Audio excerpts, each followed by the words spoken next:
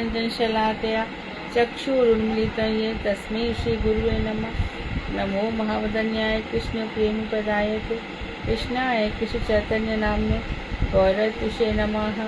हे कृष्ण करुणा सिंधु दीनबंधो जगतपते गोपेश गोपिका कांत राधा कांत नमोस्तुते।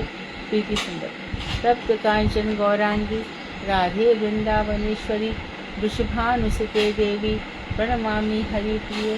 प्रीति सुंदर लिखा तवै वास्मि ना जीवामि त्वया विना इति विज्ञाय राधे त्वं नय मां चरणान्तिकं पूर्वे गौरचंद्राय राधिकायै तदालये कृष्णाय कृष्णभक्ताय तद्भक्ताय नमो नमः। वाञ्छाकल्पतरुभ्यश्च कृपा सिन्धुभ्येव च पतितानां पावनेभ्यो वैष्णवेभ्यो नमो नमः। श्री कृष्ण चैतन्य प्रभु नित्यानंद श्री अद्वैत गदाधर शिवासादि श्री गौर भक्त वृंद हरे कृष्ण कृष्ण कृष्ण हरे हरे हरे राम राम राम हरे हरे। मैं सर्वप्रथम मुझे गुरुपाद पति परमाराध्य तमिष्टोपाद अष्टोत्तर श्री भक्तिनाथ श्री नारायण गोसाई महाराज मध्य शिक्षा गुरुपाद में पद्म परमाराध्य तमिष्टोपाद अष्टोत्तर श्री भक्तिनाथ श्री बान गोसाई महाराज के अभय चरणार्थ में अनंत कोटि जन्म प्रणाम ज्ञापन कर उनकी अति कृपा की वांछा करती हूँ। मैं ग्रंथ श्रीमद् प्रीति संदत रचयिता श्री जीव गोस्वामी चरण के असंख्य कोटि दंडवत प्रणाम कर उनकी अति कृपा की वांछा करती हूँ। मैं सभी वैष्णव के लिए यथायुग बंधन अभिवंदन दंडवत प्रणाम करती हूँ। आज कौन सा पेज है हमारा? शास्त्री मुक्ति।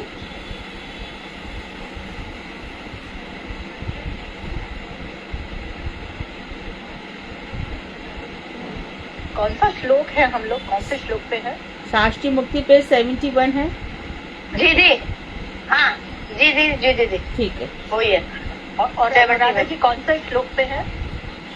एक मिनट ये पे था शास्त्री मुक्ति पेज 71 और कौन सा अनुच्छेद है, कौन सा पैरा देख लो ना।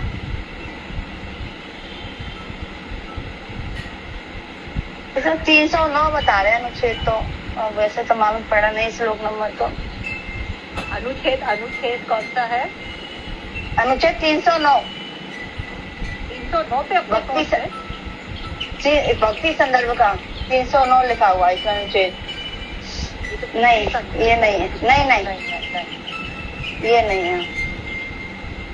ठीक है माता जी को बात करने दीजिए, बाद में करते हैं। ठीक है।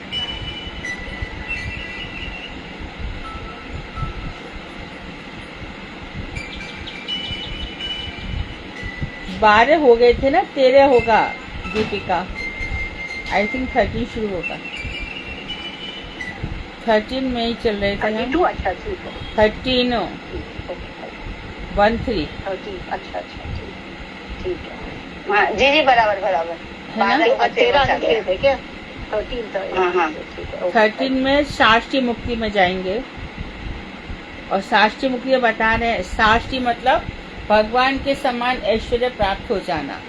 शास्त्री मुक्ति में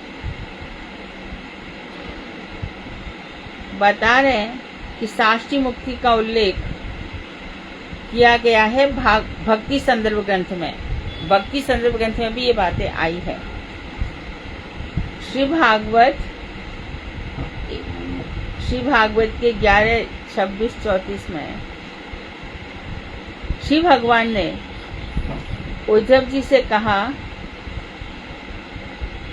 मनुष्य जिस समय समस्त काम्य कर्मों का त्याग करके, समस्त काम्य मतलब अभिलाषाएं, समस्त इच्छाएं, भगवान कह रहे उद्धव से, त्याग करके मुझे आत्मसमर्पण कर देता है।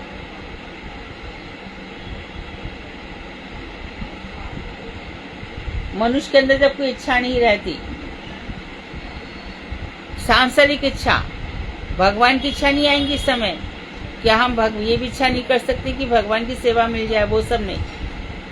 सांसारिक इच्छाएं जब त्याग कर देता है तब वह मेरे विशिष्ट अभिप्राय को संपन्न करने में योग्यता प्राप्त कर लेता है।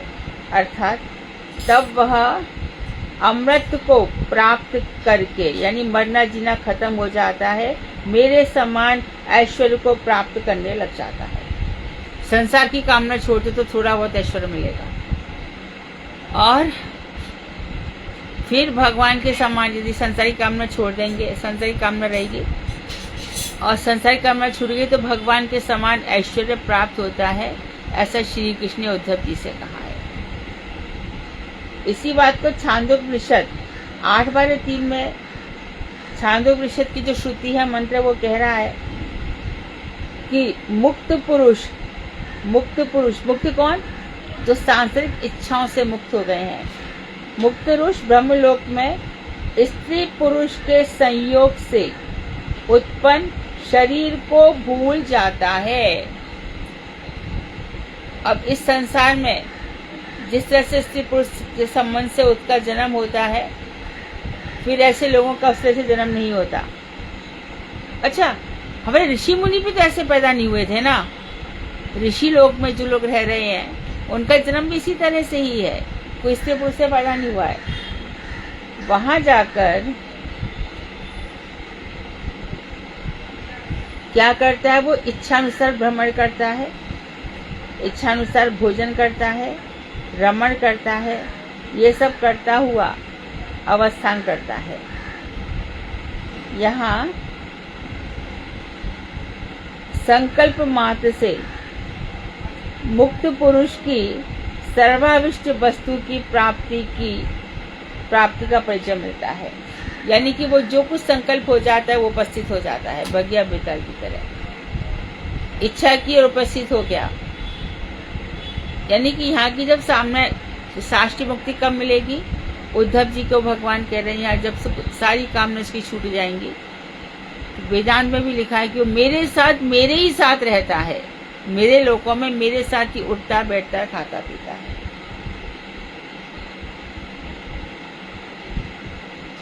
अब तैत्तिरीय श्रुति 16:2 अब 15:3 में उल्लेख है कि मुक्त पुरुष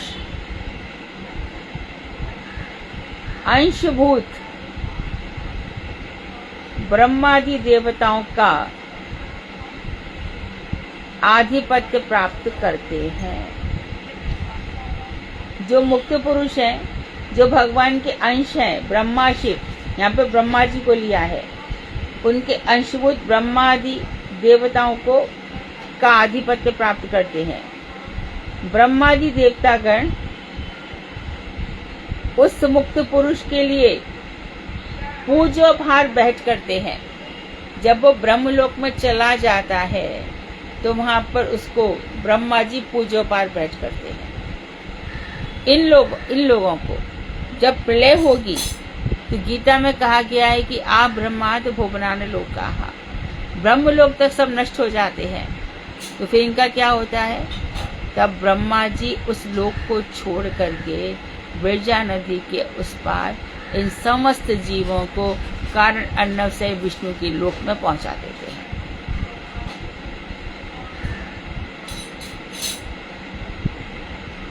तो बहुत से जो जीव हैं महर लोक में रह रहे हैं, तपु लोक में रह रहे हैं, अभी उनकी बहुत थोड़ी साधना बाकी है, तो ये लोग ब्रह्मा जी इन लोगों को फिर और ऊपर के लोकों में पहुंचा देते हैं। इनका प्रलय नहीं होता, इनका जन्म मरण नहीं होता। छांदोग्य 7:25-2 में कहा गया है कि मुक्त पुरुष की समस्त लोकों में स्वच्छंद गति होती है, अर्थात वो कोई भी लोक में जा सकते हैं।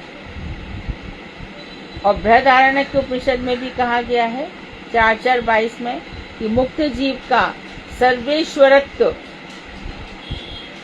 प्रतिपादन हुआ है, अर्थात मुक्त जीव को इतना ऐश्वर्य प्राप्त हो जाता है। मुक्त पुरुष सब कुछ कर सकता है ना, सृष्टि प्रलय संहार को छोड़ करके वो सब कुछ कर सकता है।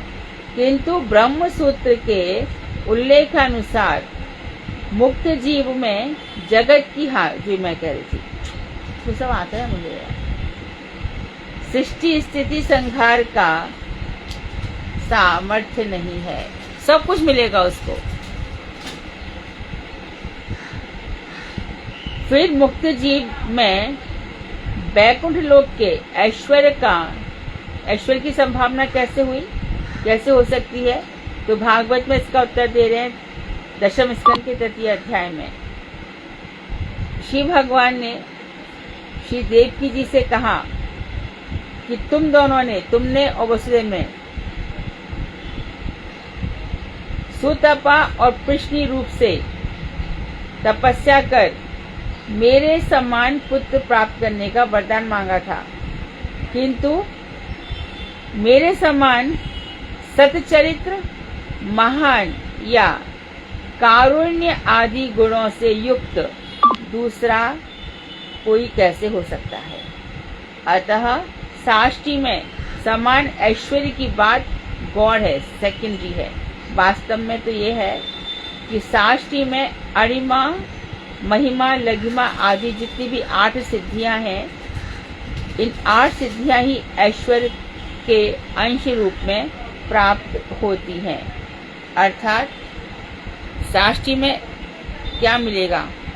अष्ट सिद्धियां, अणिमा अर्थात छोटा बन जाना, महिमा विशाल बन जाना, पानी के नीचे काफी समय तक रह जाना, और संकल्प मात्र से दूसरों को वश में कर लेना।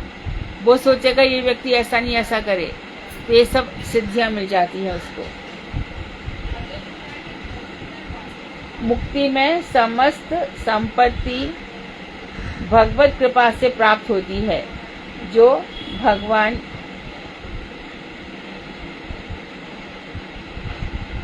जो नाशवान नहीं होती। जैसा कि अब देखो मैं कुछ बात बता दूं। तो सुतपा प्रश्नी इन्होंने तप किया, भगवान से वरदान मांगा। तो मुक्त जीव में वैकुंठ लोक केशव की प्राप्ति होती है, वो मैंने बताया। तो वैकुंठ में सब साधन संपन्न हो जाते हैं, फिर वैकुंठ के बाद फिर कोई साधन नहीं रह जाता। वहां पर तो बस सेवाएं रहती है, प्रेम से भगवान की सेवा करो। अच्छा, तो यहाँ पे सच तो महान और कारुण्य आदि गुणों से युक्त दूसरा कौन हो सकता है? अब मुझे बताओ कि श्रीमन कृष्ण की करुणा तो हमको दिखती है कि वो स्वराट हैं। कृष्ण की करुणा ब्रज गोपियों पे अधिक रही। अच्छा, करुणा का उदाहरण पांडवों को हम कैसे नहीं कह सकते ना दादा। करुणा कहाँ करी उन्होंने? स्थिति से जूझते हुए उनके साथ खड़े रहे हैं, परंतु आंख ही आंख में सब, जैसे कि ब्रज में देखो, यमुना का जल पी के सब मर गए, तो श्री कृष्ण सबको जीवित कर दिया। बारिश हो गई तो भगवान श्री कृष्ण सबको बचा लिया। अच्छा, और लेकिन जहाँ पर आ जाओ हस्तिनापुर, यहाँ पर द्वारका में, तो भगवान श्री कृष्ण बार बार जाते हैं। अभिमन्यु को कहाँ बचाया बोलो? और द्रौपदी के 5 पुत्र मर गए, वहां करुणा कहाँ बरसाई? महाभारत में उनका अलग ही रूप देखने में आता है। बहुत ही प्रैक्टिकल रहे।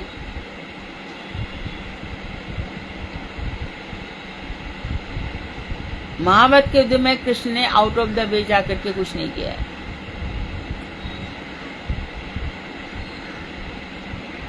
उनका पूरा की पूरा पढ़ो तो अर्जुन विचलित हुए हैं तो गीता का ज्ञान दिया है, ऐसा कर, जैसा मैं कहता हूँ वैसा कर। और अर्जुन ने कुछ नहीं किया तो बोले बहुत पंडित समझता है कि अपने आप को, और अर्जुन को डांटा है। और 18 दिन तक युद्ध चला तो भीष्म पितामह बाण शैया पर है, तो थोड़ी जैसे कि यमुना जी में सबको बचा लिया, भीष्म पितामह को आंख देख कर ये बचा लिया बाणों की शैया पर, जबकि बाणों की शैया पर विष्णु सहस्रनाम पाठ पढ़ा गया है उसके बाद भी। बल्कि तो कहीं कहीं पे देखो, जैसे कि गांधारी है, वो अपने बच्चे को बल प्रदान करना चाहती है, भगवान जानते अंतर्यामी है, तो उससे कह देते कि अरे कोई माँ के सामने नंगा चाहता है, क्या कपड़े पहनने क्यों नहीं जाता? आप पूरा प्रसंग देखोगे। जबकि शाम को जब सब लोग युद्ध करके हार जाते थे, बैठ जाते थे, तो अगले दिन कितने लोग मरेंगे ये कृष्ण को पता था। उनसे पूछा जाता था कि कल कितने लोगों का भोजन बनेगा, तो कौरव पांडव सब मिलकर खाते थे। लेकिन हाँ, गौरांग महाप्रभु जब बनकर आए हैं, तब ये जो कहा जा रहा है ना कि परम कारुणिक है, तब उनकी करुणा देखी जाती है। करुणा तो वहां भी देखी गई, गजेंद्र के लिए हुई है, ध्रुव के लिए हुई है, प्रहलाद के लिए हुई है, ऐसे करुणा बाण है। पर श्री कृष्ण का चरित्र है ना, बहुत, श्री कृष्ण के चरित्र को समझना बहुत मुश्किल है, संभव ही नहीं है। अब गौरांग महाप्रभु के रूप में देखोगे तो करुणा की बरसात हुई है। सबसे पहले तो नवद्वीप में पहरुआ था, पड़ुआ, उसको ठीक किया। उसके बाद केशव कश्मीरी आ गए, उनको ठिकाने लगाए, उनकी बुद्धि को, सार्वभौम भट्टाचार्य को, राजा प्रताप रुद्र को, और इधर जगाई मधाई को, इन सब पे इनकी करुणा बरसी अहेतु की, अनकंडीशनल। तो भगवान श्री कृष्ण के यदि हम सारे रूपों में देखें, जब ब्रह्मा जी ने सृष्टि पैदा करी तो जैसे रुद्र निकले तो रुद्र रोने लग गए, इसलिए उनका नाम रुद्र रखा। तो उन्होंने कहा कि पैदा तो करके रख दिया है, धरती तो है ही नहीं यहाँ पे।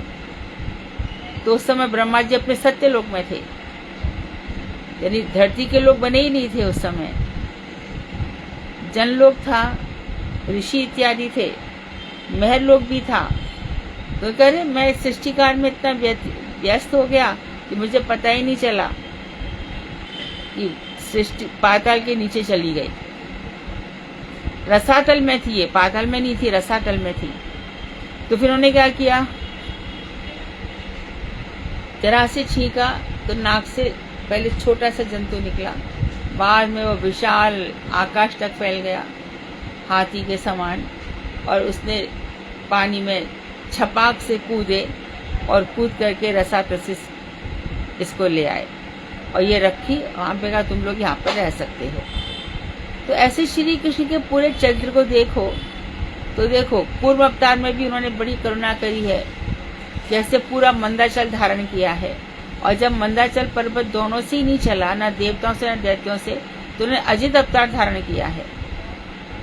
लेकिन जो भरपूर करुणा बरसाई है, ये लाइट बंद कर, जो भरपूर करुणा बरसाई है वो तो उन्होंने गौरांग के रूप में ही बरसाई है, वैसे तो नहीं बरसाई। कृष्ण के रूप में मैं कितना बार बार चिंतन करती हूँ कि श्याम सुंदर शिखंड शेखर, इसमें रास मुरली मनोहर, राधिका रसिक माम कृपा निधे स्व प्रिया चरण किंकरी कुरु।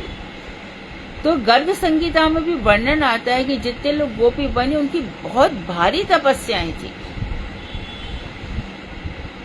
बहुत बड़ी बड़ी तपस्या करी है, और जरा सा भी किसी के अंदर थोड़ा सा भी भाव रह गया है, उसको वापस खदेड़ दिया गया है, नीचे वापस फेंका गया है। और खुद ही कहा है कि मैं उसको श्रीमंतों के घर में उत्पन्न करवा देता हूँ। तो मतलब क्या है कि श्री कृष्ण बड़े पॉजिटिव निकले। अपने अलावा एक क्षण भी यदि कोई बंद तो उनको लगेगा इसका संसार बंधन है, अपने आप ही नष्ट करेंगे नहीं, उनका नाम नष्ट कर सकता है। जाप करते करते करते करते इन सब चीजों की उपलब्धि हो सकती है।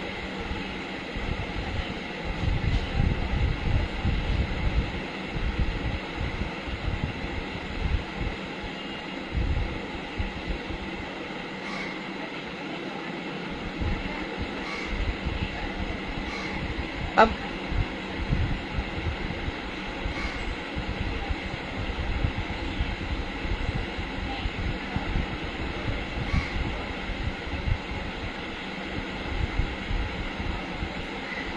आगे बता रहे हैं, मुक्त पुरुष की समस्त लोकों में स्वच्छंद गति अभी हमने बताया। अब बता रहे कि बृहदारण्यक के श्रुति में मुक्त जीव का सर्वेश्वरत्व अर्थात सब जगह उसको सृष्टि स्थिति नहीं मिलती और वैकुंठ केशव की प्राप्ति होती है। अब भगवान ने देवकी को भी कहा था कि तुम लोगों ने तपस्या करके मुझ जैसा मांगा था, तो अतः अरिमा आदि 8 सिद्धियां ही ऐश्वर्य से भगवान के अर्श पर प्राप्त हो जाती है। अब बता रहे हैं श्रीमद् भागवत में, अब यहाँ पर कर्दम ऋषि कह रहे हैं, मैंने स्वधर्म अनुष्ठान में रत होकर तपस्या, समाधि, विद्या तथा उपासना योग के द्वारा भगवत कृपा स्वरूप भय शोक रहित जो दिव्य भोगों को प्राप्त किया है। तो प्रोसेस देखो, मैंने स्वधर्म अनुष्ठान में, अर्थात अपने ऋषि का काम किया है तपस्या करना। तो स्वधर्म अनुष्ठान अर्थात मैंने ऋषि के रूप में जो रहा, तो तपस्या करते हुए रत होकर मैंने क्या क्या किया, तपस्या की। तपस्या करते करते कई बार मेरी समाधि लग जाती थी। समाधि में ऐसा भी नहीं है कि 2 घंटे लग गए, 4 घंटे लग गए, बहुत लंबी समाधि भी लग जाती है समाधि। और फिर मैंने विद्या भी प्राप्त की तथा उपासना की। इन सब योग के द्वारा मुझे भगवत कृपा प्राप्त हुई। अच्छा, भगवत कृपा प्राप्त हो गई तो कर्दम के पास आ गए स्वयंभू मनु, उन्होंने अपनी पुत्री देवहूति को दे दिया। और देवहूति भी जब आ गई उसके बाद भी कर्दम ऋषि तपस्या करते रहे। उनको ध्यान ही नहीं रहा कि घर में पत्नी भी है, वो आती थी सब दे जाती थी। धीरे धीरे जब इन्होंने एक दफे देखा तो इनकी आंख खुली। तो ऐसे उनको भोग प्राप्त हो गए। कर्दम ऋषि को देवहूति को स्नान करवाया, स्नान करा करके देवहूति एकदम बदल गई, जो जटाएं इत्यादि सब हो गई थी देवहूति को, सब उसके साथ इतनी सारी दास दासियां प्रकट हो गई। भरपूर बहुत सुंदर विमान बनाया, उसमें कितने सुख भोग थे और बिल्कुल डर नहीं था कि यहाँ पे सुख भोग कम हो जाएंगे, भय होगा। हम यहाँ भी जो सुख भोग मिलते हैं तो देखो कितने सारे टेंशन है यहाँ पर। एक सुख भोग निर्भय होकर के तो किसी को नहीं मिल रहे हैं। मकान बनवाते हैं, है ना, मकान बनवाते हैं, उसमें बॉम्बे जैसे शहर में तो अभी 20 साल हो गए बिल्डिंग को, 30 साल हो गए, कभी भी बिल्डिंग दोबारा बनेगी, यहाँ पर ऐसा हो रहा है वैसा हो रहा है, कभी किसी का आक्रमण हो जाएगा। और अब नया चल रहा है, कितना सच्चा है कितना झूठा है भगवान जाने। 500 की नोट बंद हो रही है ना। फिर ये भय हो गया, मृत्यु का भय हमेशा ही रहता है, बीमारी हमेशा लगी रहती है। कि कितना भी धन क्यों ना हो जाए, कितना भी घर से बाहर निकले एक्सीडेंट तो नहीं हो जाएगा।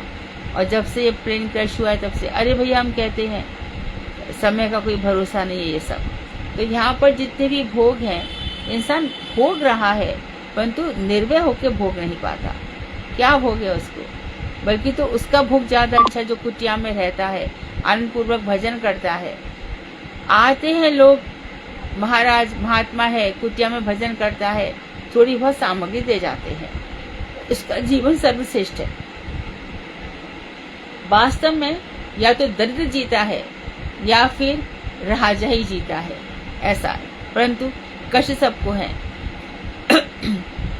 बरसाने में एक कितना भजन करते थे, कितना भजन, और सामने उन्होंने कांटों की झाड़ियां डाल रखी थी कि उनके दर्शन ना कर सके।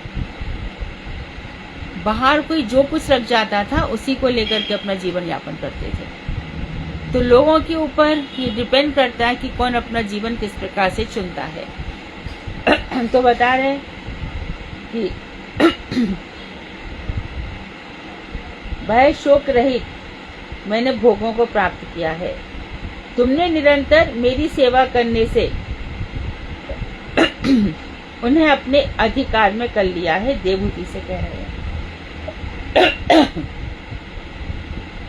मैं तुम्हें दिव्य दृष्टि प्रदान करता हूँ, उन सबको तुम देखो।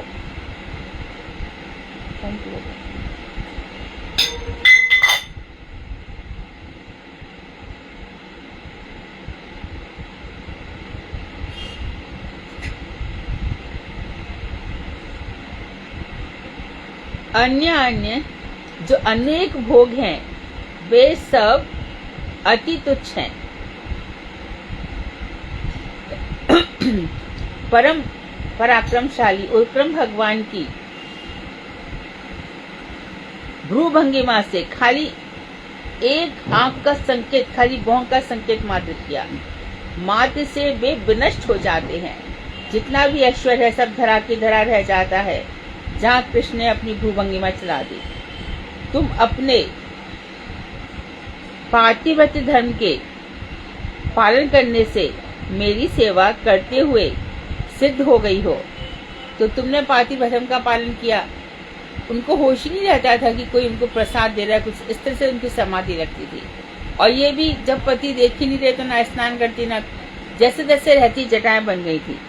तो यहाँ पर बताया गया है इसलिए तुम्हें ये दिव्य भोग प्राप्त हुए हैं। मैंने तपस्या की है, तुमने पातिव्रत्य धर्म का निर्वाह किया है, तुमने बिना किसी मिस्टेक के। तो पतिव्रता धर्म की भी बड़ी महिमा रही शास्त्रों में। अनसुईया को देखते हैं कि ब्रह्मा विष्णु महेश तीनों को उसने 6 महीने का बच्चा बना दिया। ये अनसुईया का है। सावित्री का भी देखा जाता है, यमराज से अपने पति को ले आई थी। इसी तरह से देवहूति को भी देखा जाता है। सती को भी हम देखते हैं, अपने पति के लिए उन्होंने अपना शरीर चला दिया। तो जो ये पत्नियां होती हैं, ये जहाँ पे इनके पति जाते हैं वहीं पर जाती हैं। तो ये जो पातिव्रत्य धर्म निभाती हैं ये लोग ऐसा कहा जाता है कि नित्य दाम्पत्य संबंध रहता है इनका, नित्य दाम्पत्य संबंध रहता है। हमारे तुम्हारी तरह किसी जन्म में कौन मिल जाएगा, किस जन्म में कौन मिल जाएगा, किस जन्म में कौन मिल जाएगा। और फिर धीरे धीरे जो होता है उसी में आसक्ति हो जाती है, क्योंकि वो अपने अनुकूल काम करने लग जाता है या लग जाती है, जैसा हम चाहते हैं वैसा बन जाता है।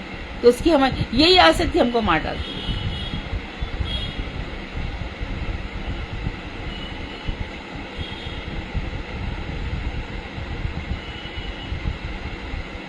राजाभिमान से विकृत चित्त वाले राजाओं के लिए ये भोग दुष्प्राप्य हैं। जो समझ रहे हैं कि हम राजा है, जैसे कि जड़ भरत का देखा गया, और फिर राजा रहुगण, उसके कितने सारे क्वेश्चंस हैं, और राजा रहुगण को भवाटवी दिखा दी, कहाँ भटक रहा है देख, ये संसार ही वन है, और तेरे चित्त में ये जो काम क्रोध इत्यादि है ये तेरे दस्यु हैं। तो तेरे अंदर काम क्रोध मद लोभ मोह ईर्ष्या इत्यादि 6 विकार हैं। और उसमें ये भी कहा गया रहुगण में कि तेरे पत्नी पुत्र इत्यादि और कोई नहीं है, दस्यु तेरे को बर्बाद कर दे रहे हैं, कुछ नहीं है इनका। तो ऐसे संपूर्ण रूप से प्राप्त करके देखोगे तो सच्ची बताऊं हाथ में कुछ भी नहीं है भजन के अलावा। भजन करो और निकलो यहाँ से। तपस्या, समाधि, विद्या और उपासना के द्वारा जो आत्मयोग अर्थात चित्त की एकाग्रता से वे दिव्य भोग उपलब्ध होते हैं, अन्य भोगों का भगवान से कुछ संबंध न रहने से उनकी भूभंगी से विनष्ट हो जाते हैं। तो कर्दम देवहूति, इनका तो बच्चा भी कौन हुआ, कपिल मुनि हुए, 9 बेटियां हुई, फिर कपिल मुनि हुए। तो इनके दिव्य भोग में सब भगवान का संबंध था। कभी कभी जो संतति की इच्छा होती है संतान, तो वो भगवान की इच्छा से होती है, क्योंकि यदि ये संतति ना करे तो कपिल मुनि इत्यादि जो आए हैं यहाँ पर वो आते ही नहीं। तो यदि भगवान से कनेक्ट करके रखोगे तो सब भोग बचे रहेंगे, और जहाँ भगवान को छोड़ करके स्वयं के भोग में लग गए तो ये भोग विनष्ट हो जाएंगे। अब सर्व मुक्ति की बात कर रहे हैं। ये तो ऐश्वर्य की हो गई, अब रूप। इसी प्रकार सर्व मुक्ति को भी जानना चाहिए। श्री सुखदेव गोस्वामी ने भागवत 8.4.6 में बताया है कि गजेंद्र श्री भगवान का स्पर्श पाकर अज्ञान बंधन से मुक्त हो गया, और पीतांबरधारी चतुर्भुज भगवान के रूप को उसने प्राप्त कर लिया। ये भागवत में उदाहरण है सारूप्य मुक्ति का। तो सब अज्ञान बंधन कट गए। राजा इंद्रद्युम्न था, मनमानी की थी। मनमानी करने से यदि तेरे को राजा पद पर बैठाया है तो जैसा राजा का काम है वैसा क्यों नहीं करता? नहीं करता तो उसको राजा पद से हटा दिया गया और वो इंद्रद्युम्न राजा जो है वो गजेंद्र बनकर आया। और फिर इस गजेंद्र में उसने जो पिछले जन्म में उसको स्तोत्र याद था उसी को याद करता रहा। तो इससे उसके अज्ञान बंधन कट गए और इसने चतुर्भुज रूप धारण करके भगवान को प्राप्त हुआ। ये चतुर्भुज रूप धारण, हम वहाँ गए थे ना नील माधव, तो वहाँ पर एक छोटा सा एक कुआं जैसा बना हुआ है। कहते कि इसके ऊपर से जो भी चला जाता है वो चतुर्भुज रूप बन जाता है, अर्थात विष्णुत्व को प्राप्त कर लेता है। इतना ऊंचा बन जाता है। लेकिन ध्यान रहे, 3 काम नहीं कर सकता: प्रलय, स्थिति, संहार और सृष्टि। हम पहले भी कह आए हैं कि सारूप्य मुक्ति में मुक्त पुरुष भगवान की समान रूपता प्राप्त करके भी उनके क्या क्या, देखो कितनी सुंदर बात बताइए, भगवान के समान हो गए लेकिन श्री वस्त्र जो लक्ष्मी जी का चिन्ह है वो उनके गले में नहीं रहेगा, कौस्तुभ नहीं रहेगा, तथा चरण कमल जो चिन्ह है भगवान के 19 वो भी उसमें नहीं रहेंगे। जो भगवान के स्वरूपभूत हैं वो उनको प्राप्त नहीं कर सकता।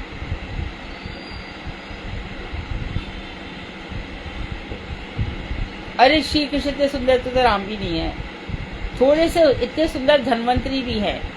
धन्वंतरी भी श्यामल शरीर है, बहुत सुंदर है, उनको भी दिखाया गया सुंदर, लेकिन और जगह नहीं देखा जाता। अब सामीप्य मुक्ति की बात बता रहे हैं।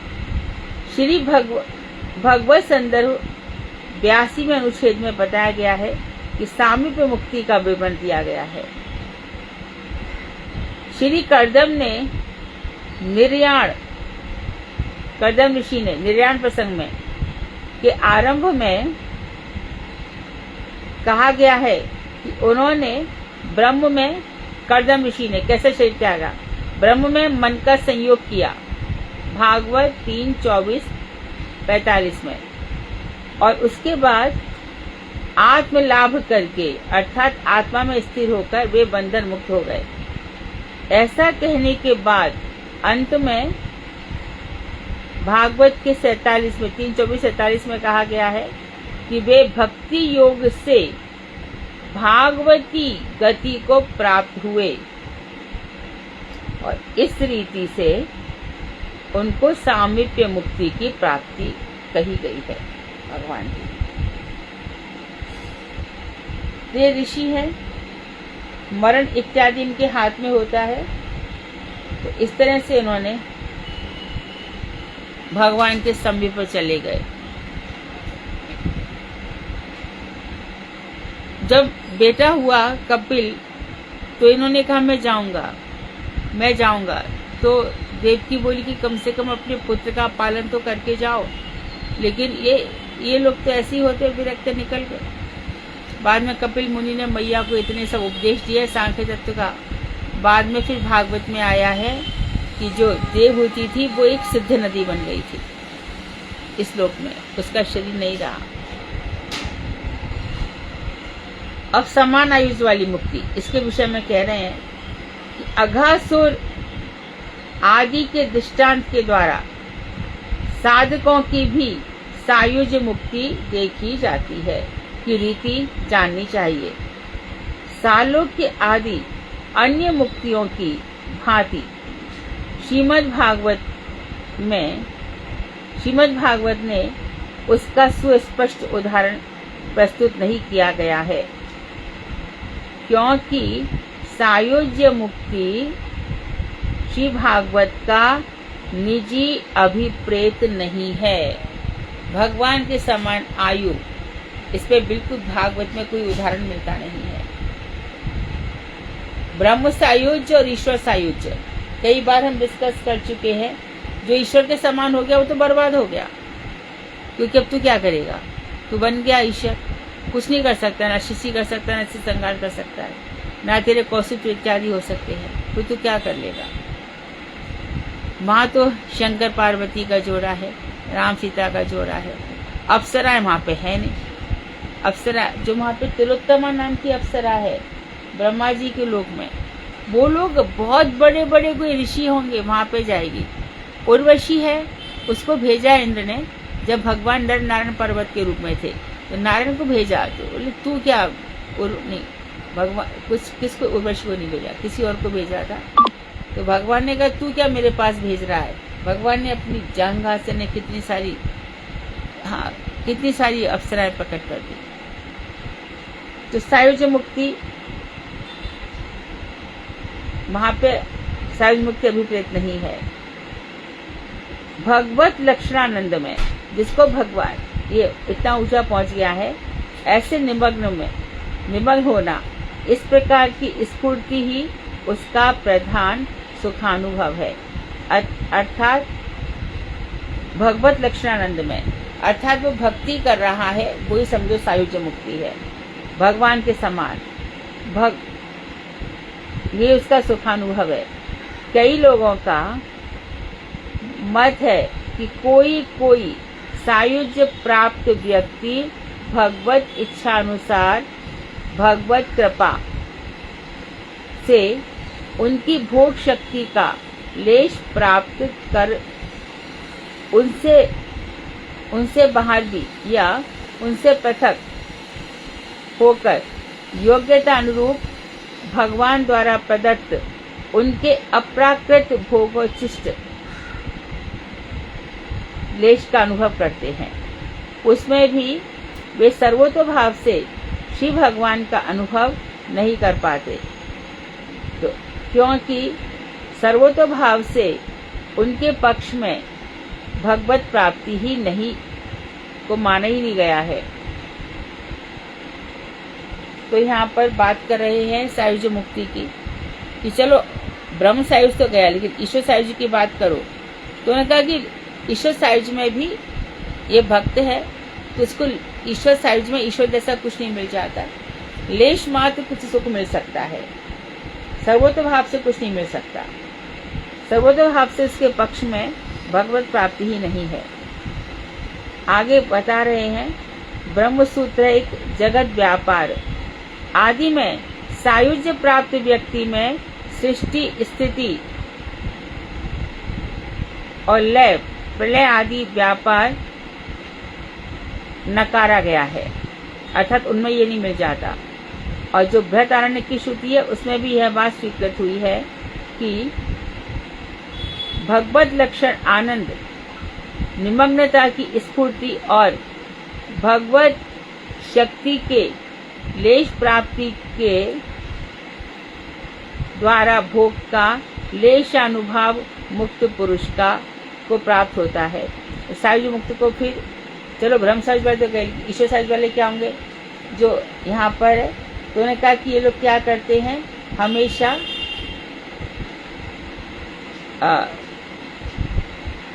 भगवत लक्षण आनंद में निमग्न रहते हैं कि देखो मैं भगवान जैसा हो गया, भगवान जैसा हो गया, ऐसे आनंद में निमग्न रहते हैं, लेकिन इनके पास कोई काम नहीं होता।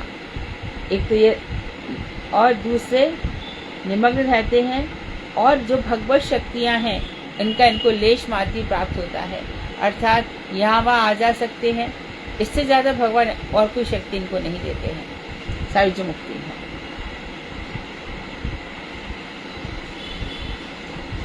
माध्यम नारायण श्रुति है, ये मेरे ख्याल से यजुर्वेद की है।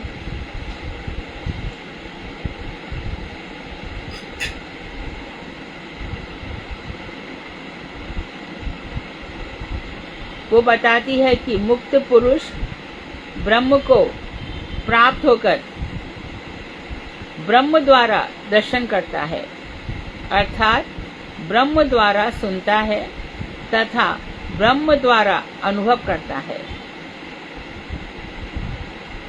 अर्थात ब्रह्म स्वरूप हो जाता है वो। तो ब्रह्म स्वरूप होकर भगवान को देखता है, भगवान का दर्शन करता है, अर्थात उसका जो देखना सुनना है वो बहुत भगवत लेवल का हो जाता है।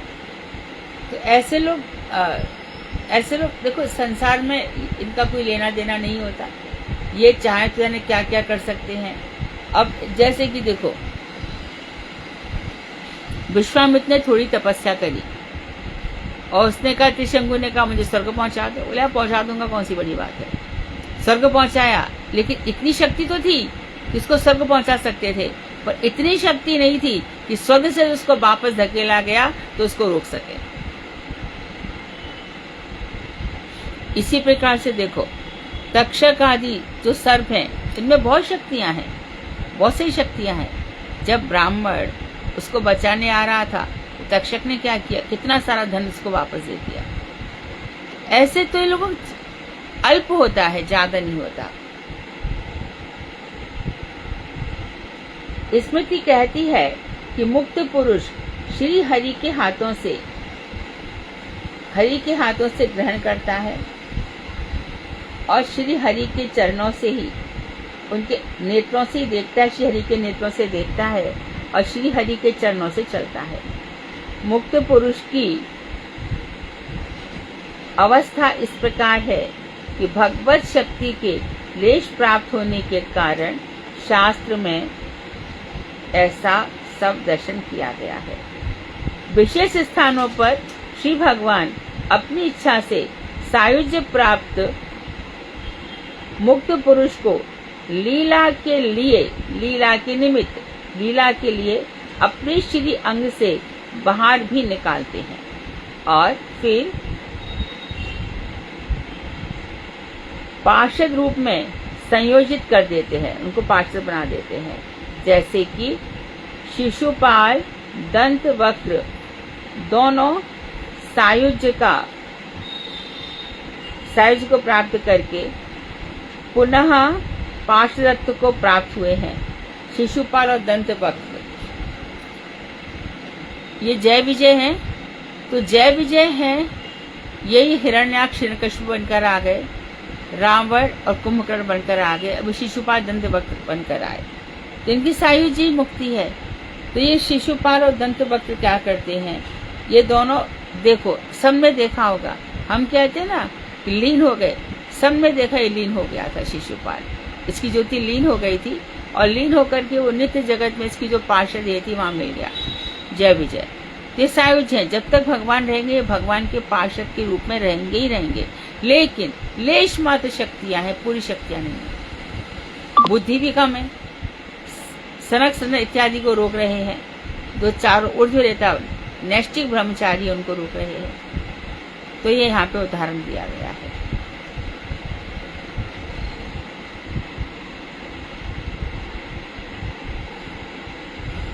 मैं कल परसों कौन सी तो किताब पढ़ रही थी, उसमें था यही लघु भागवतामृतम में ही है, लघु भागवतामृतम में बताया गया है कि हिरण्याक्ष हिरण्यकशिपु हमेशा जय विजयी बनकर आते हैं, ऐसा नहीं है। कोई कोई भगवान तो युगे युगे आ रहे हैं, कोई कोई युग में हिरण्याक्ष और हिरण्यकशिपु राक्षस भी हैं, जो जय विजय के रूप नहीं है, जो इस समय हम देख रहे हैं, वो राक्षस भी है, उनको भगवान मार देते हैं। और बताया है कि जय विजय बैर भाव के कारण श्री कृष्ण का तीव्र ध्यान करते थे, उसके कारण उन्होंने श्री कृष्ण से सायुज्य प्राप्त किया, समान आयु, फिर उनके पार्षद होकर उन्हीं के पास ही चले गए। तो सायुज में अर्थात ये जो पार्षद हैं जय विजय, ये भगवान के नित्य पार्षद है। चंड प्रचंड, धाता विधाता, विश्वक्सेन, गरुड़, ये हमेशा के लिए पार्षद बनते भगवान के, हमेशा के लिए। तो वेदांतकार बलदेव विद्याभूषण ने कहा कि मैं हमेशा के लिए पार्षद बना दो। मुक्ति की तारतम्यता कितने बज रहे हैं? तो नया टॉपिक है, तो कल प्रारंभ करेंगे। बड़ी अच्छी अच्छी बातें हम सीख रहे हैं, सुन रहे हैं। वांशकतरुवैश्य कृपा सिंधु वेवचा पतितानां पावनेभ्यो वैष्णवेभ्यो नमः।